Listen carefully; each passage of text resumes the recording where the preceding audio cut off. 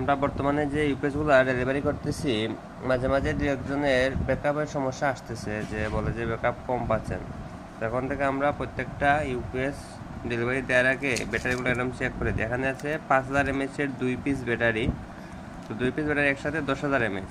তো testing ampere পাওয়া গেছে 10.43, মানে 10,430। 10,000 থেকেও বেশি পাওয়া গেছে এটার ব্যাকআপ, কিন্তু এখানে লেখা আছে 5000 এমএচ। প্রত্যেকটা ব্যাটারি 5000 হইলে দুইটা 10,000। 10,000 থেকে কম হওয়ার কথা, কিন্তু 10,000 থেকে বেশি পাওয়া গেছে। এটা টেস্ট করা হয়েছে, মোটামুটি 7 হওয়ার সময় লাগছে।